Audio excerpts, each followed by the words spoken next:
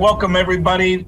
Again, Lavinia just knocked it out of the park, bringing to life a new and novel use of NFTs as it relates to tokenizing intellectual property. We're going to carry that forward, bring a little color commentary to that conversation with a fireside chat with my friend Erich Spangenberg, CEO and co-founder of IPwe. Erich, thanks for being here. Good. It's good to be here, Chris. Thank you. So I'm in Dubai, you are in the French Alps, and we are all together. So that's all that matters. IPwe, from your mouth, let's kind of understand, how did we get here, and what was the original vision for what you guys are doing? What genesis? Look, I fundamentally saw the innovation system as not working for SMEs. It's like horse racing. It's a game of kings. And as we were out, I first became familiar with blockchain in 2018. I first started engaging with predictive analytics and AI in 2007. Sometime in late 2018, I started to think about how this whole AI piece and blockchain would fit together. We had some initial early ideas about what we could do. And by late 2018, early 2019, we'd migrated over to ideas involving intellectual property and innovation. And from there, we started focusing in on how we could make the system work better for most of the world, which in my world is smaller innovators and SMEs. So, and it's interesting, you really started, almost a decade in advance with a deeper understanding of the AI kind of cognification side of things. What was it that you saw with distributed ledger tech, or blockchain as we call it, that filled in a gap for you that brought you this way? So look, the predictive analytics, real simple. It's basically the use of algorithms and data to to identify anomalies or to solve complex matching problems. The bane of the existence of the predictive analytics world actually isn't the algorithms. There's a base number of algorithms that you use. Of course, they get modified and you have to understand what they do and how to tweak them. But the problem is getting your hands on the data. Invariably, it sits behind a firewall. It's in a format that you can't use it, or it's in a format that you can use, but it's in a mess, and sits in multiple disparate locations. What I saw with blockchain for the first time, and actually I remember the day, it was December 7th, 2018, was that I was just shocked that what blockchain was going to do was going to have that data in a standardized format that was accessible. And once I saw that, I just, started to get really excited wearing my predictive analytics hat. And I said, hey, as the world starts to adopt this, and I knew it would take a while. We're just in the earliest stages of adoption. But I said that data is going to be cleaner, better, easier to access. That plus predictive analytics is going to be key to being able to utilize transactions and information in order to start to create meaningful valuations for IP.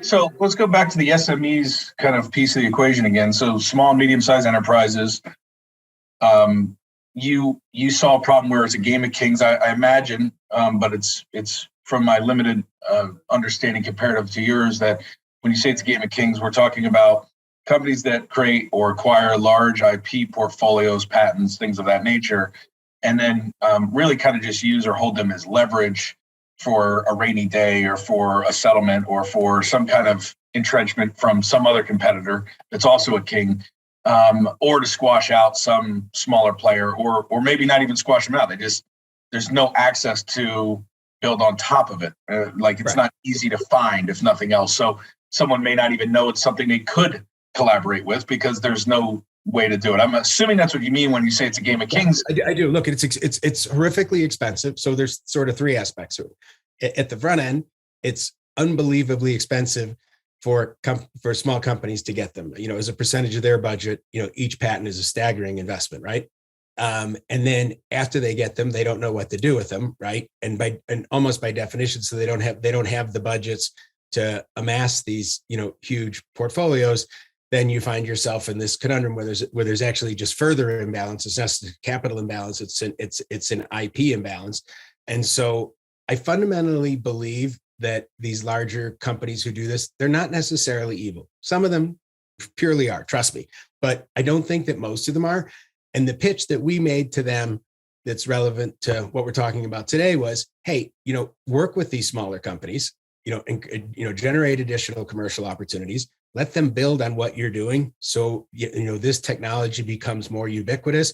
It will encourage adoption. It drives your core business, which is good. It drives these SME businesses that makes the pie bigger for everybody. That's good. And to my shock, that's starting to work. Like they literally, we will be announcing very soon much larger companies that are founders in these programs, and it's really at the senior executive level, and I mean literally C-level, that it's taking off, where they're saying, yeah, we should be doing something else with our IP other than beating people up and excluding them. We should be using it to promote commercial opportunity and encourage adoption. And the fact that that's all started come together over the past few years is amazing. And it just happens to be co-happening at the same time that blockchain's taking off and things like Metabase are taking off. So it's actually a really cool time. And it's the fortunate convergence of all of those factors that's allowing this to happen. Well, and so to that end, I mean, do you think the macro driver of this, or the sea change in this thinking, is a mix of generational leadership? In other words, a younger demographic of people in the Gen X, Y, and Z that are starting to move up the value chain and maybe managing these companies? Is it the fact that they realize that, open source is, now a thing? Obviously, years ago, right around when you discovered blockchain, Red Hat had their big announcement and kind of validated open source as a way to make a business work and still keep things openly innovative. What do you think the macro sea change is of how they think about this? They don't really lose anything, right? In other words, if they want to go sue somebody, if they want to go, they can still go do that. In other words, the IP creator or holder still has a preservation of rights for infringements or infractions they think are not up to par. But this creates another channel for them to drive open innovation or commercial innovation amongst disruptive earlier stage or smaller companies without losing their defense mechanism. Is that all part of it? Look, is there something key that's happened? No, I think that it's, let me put this in context, right? So when I first got into the IP space in 2003, patents were used to beat one another over the head with. They were blunt instruments that we used. Steve Jobs on his deathbed talked about going thermonuclear with Google, because they stole his smartphone idea, and he was going to use the Apple patents to seek his revenge.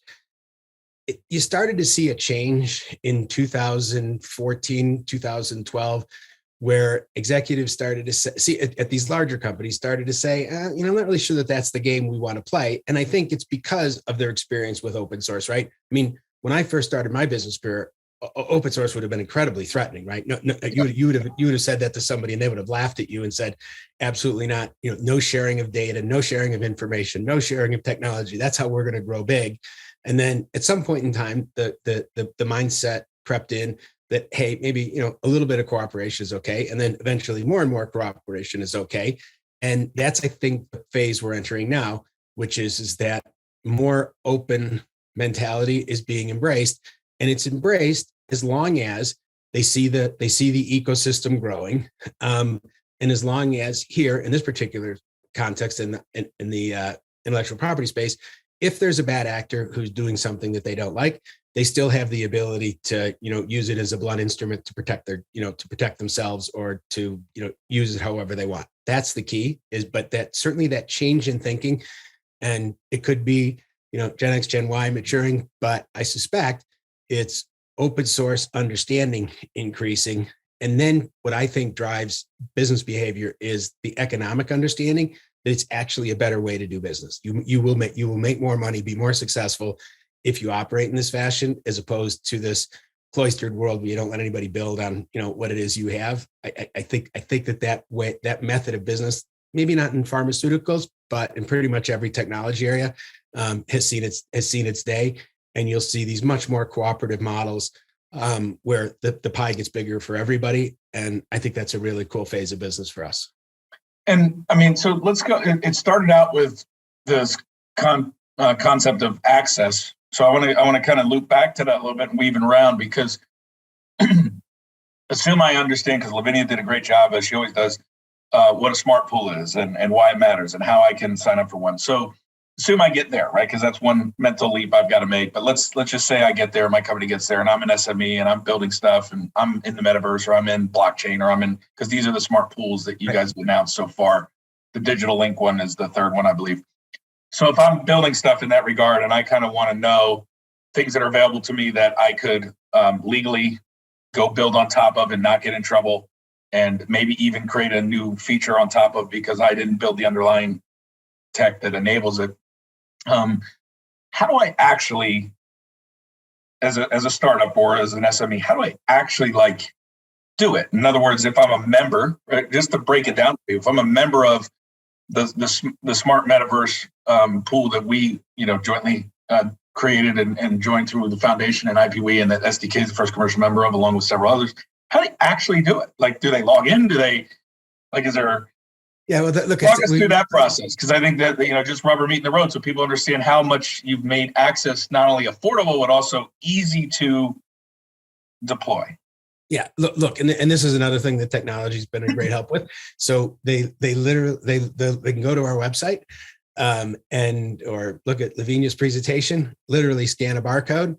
It'll say who are. There's a little thing you got to fill out. So here's how I describe it at a high level. It's basically an e-commerce experience where very little money changes hands from the SME over to the pool. But the way it happens is that you scan the barcode, it directs you to, it has you fill in a couple bits of information.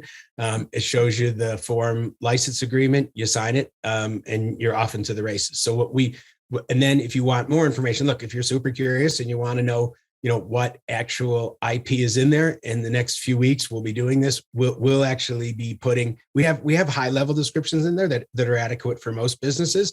But, if you're super curious, we'll actually have descriptions in words you can read on an asset by asset basis. So, you could, and I think what happens is that, and I hate using the word patent because it's daunting and it turns people off. It's 75 pages of dense information that, some lawyer wrote that nobody wants to read. So what we do is that we give you these, very short, one paragraph, one page summaries about them, and it allows you to consume whatever information you want. So what I hope happens, and what I think is going to happen, is that actually those summaries will cause people to think about what they have, new directions that they could go on and build on it, and off they go to the races. But the other basic use case is, hey, let us go do our job. We'll find the most important technology in the space. We'll stick this into the smart pool, and you go build whatever you want. And you effectively outsource that concern to us. And oh, by the way, if you happen to be out in the universe and there's something you're worried about, ping us, and we'll go grab that as well. So again, it's for the person who's extremely curious. They can go in and look at it on an asset by asset basis, and look at it. For those who are on the other end of the spectrum, they can say, hey, you know what, I'm just going to outsource that to them. Let them worry about it. And for the people in between, figure out where you are on that continuum. It seems like another utility of it, which may be obvious to some, maybe not to others, which is, if I didn't know, or if I have to go figure out, hey, we're building something and how novel is it, right? One of the other use cases is I can go to my smart pool membership and, like you said, outsource. I can actually, I don't want to say run a search, but I can look at it much more succinctly than if I went to uspto.gov or. Yeah, you're never going to find it. You're never going to find it.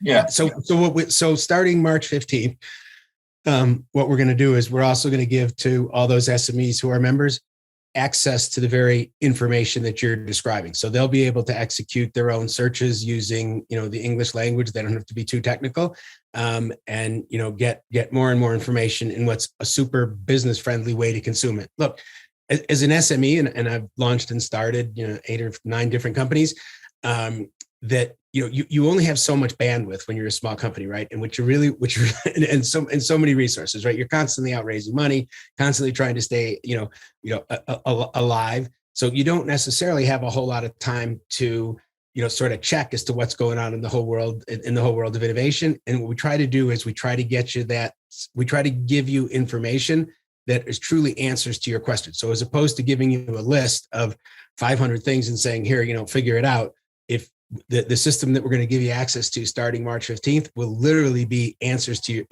your questions and include recommendations for you as well, if you're interested. So I think we're right to that point where we could start to make this whole innovation thing just much, much easier. And Chris, I don't want to overpromise, right? We're not saying you'll never need a lawyer again. That's not what we're saying. What we're saying is, if you can operate in the business world with a 70, 80% certainty, you are elated, right? The truth is most of us operate in the business space with roughly blackjack odds, right? 52%, something like this. And we're elated when we're at 52%. So we get you up to the range of about 70, 80%. And, for most of us, that's good enough, right? And oh, by the way, if you're interested, at least you can get the person who's helping you understand it better, focus that far, and they can add value where they really add value on that last 25%, as opposed to starting out with a blank piece of paper and a blank screen, not knowing where to look. And that's really what we wanted to do. We want business people to engage with innovation, and that has to happen in order for the system to grow as quickly as I want to see it grow. Well, and I know the thing that jumped out at us and why we knew we needed to, both on the commercial side with SDK Code, but also Cheryl Goodman, who runs the Open Meta Foundation side of kind of the ecosystem side, why we knew this made sense to kind of collaborate was that really what you are, not only an amplifier to or a turbocharger to, but also even an input kind of source of, is that ecosystem concept that we keep talking about and throwing around. The notion that there's this body of SMEs around the globe that might share something in common if they share nothing else in common, such as they're members of, the smart metaverse program pool or the blockchain pool or the digital link pool. Like it inherently gives some level of community aspect, even if it's not, something that's top of mind for them to act on. So as that grows and scales, there's this ecosystem of kind of like minds that are saying, we're here to go dominate and crush and go compete and do all those things that startups and companies want to do. But whether they're, startup, whether they're small, middle market enterprise, or whether they're a big, commercial conglomerate, there's this kind of chain of, relationship that could be activated, that could be discovered, that could be driving open innovation or disruption, in a way that is a little bit more efficient and also more collaborative as we try and turn the corner from the web in its broken state and into a web that is not broken. So I think there's a lot of things that you guys are enabling. Let's go to finish up on a different topic and kind of where things are going, but kind of where you are right now. You've been able to attract some sophisticated capital to your own cap table from what I've gathered.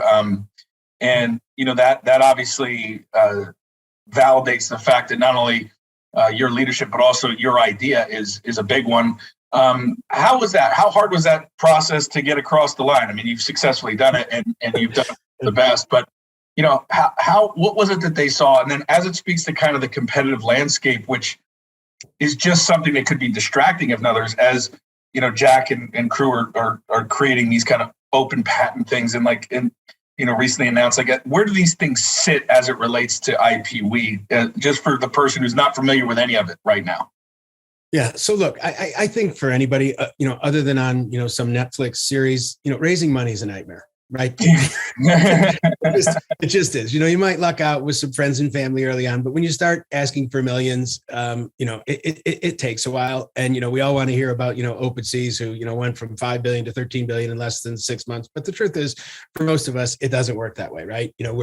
We literally struggle. And this was no different. And as a matter of fact, I think that I made a mistake early on in late 2018 raising money because I overemphasized the AI and the blockchain component of it. So it wasn't that they just understand what we were trying to do from an innovation perspective. They didn't understand the underlying technology as to how we were going to do it. So where I thought it was really cool, and I was using every buzzword that couldn't be hotter at the time. The truth is that what I was doing was in fact counterproductive. I wasn't explaining the why we're doing what we're doing and the how, and I just went right to the what. And that was a mistake. And we recovered nicely from that. And have some amazing people in our cap table. And I've still been able to, me and my team have been able to hold on to almost 70% of the company, which is pretty cool as well, because normally awesome. You get diluted to nothing as you journey down this path. So I think we're past that. And so that was an important step. And then, where does it start to go? Right. And so I think what happens is that now that people understand better what we're doing, And that's two things. What a time has passed. We've become better at describing what we do. That, there is this opportunity for a huge effect. And, we're excited to be on that part of the journey. So we just hit the part of our curve. We're on the execution phase, signing up literally multiple new companies every day. And so it's a really exciting time for us. But I think we're in the right space. And I think we're working on the right thing about innovation and how we can help companies simply improve their innovation prospects. And that's what we're all about. Yeah, and I will say, I'll let you finish up with one final comment on kind of like where you think the next 12 months of opportunity and focus is. But one thing I will say is the way that we met literally was through us looking at ways that we could tokenize and wrap in a container intellectual property and then take it to market. And obviously, there's a myriad of different things that you could do there, whether it be some kind of decentralized token offering or an STO or whatever it is. But the reality is you need technology to be able to do that and deliver against something like that, right, at the end of the day. And so literally one of our partners found the article about IBM and resurfaced it to me. I had read about it, maybe 6 months earlier, I think, when it was first announced, but it didn't stick out in my mind. And so I did a thing, saw the company, went on LinkedIn, as I do, looked up, executives on IPwe, found Lavinia, cold called her, said, hey, I'd like to set up a demo. Not sure if it's collaborative or not. Within a minute, I think it was within like 60 minutes, I got a ping back, right? And so we set up a meeting. Less than 3 hours later, I was in a demo with Frank on our team, and we got to see the technology and see that. I went, okay, this we could do some things together, I think.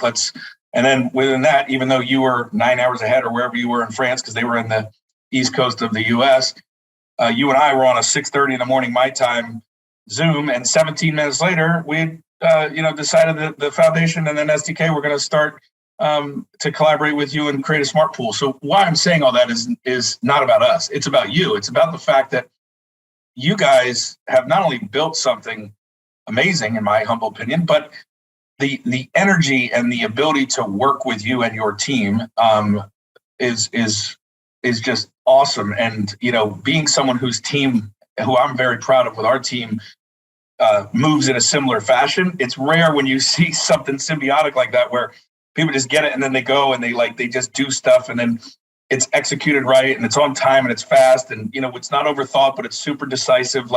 So compliments to you. And for anybody who's wondering about being part of your universe, I can only give it the thumbs up of just a great group of folks to work with, and I think you guys are going to just do some amazing things. So where do you go in the next 12 months with this incredible nucleus of a team that you've now been able to organize and execute and get capitalized? Where do you guys head? What's on the top 2 or 3 things of your priority list?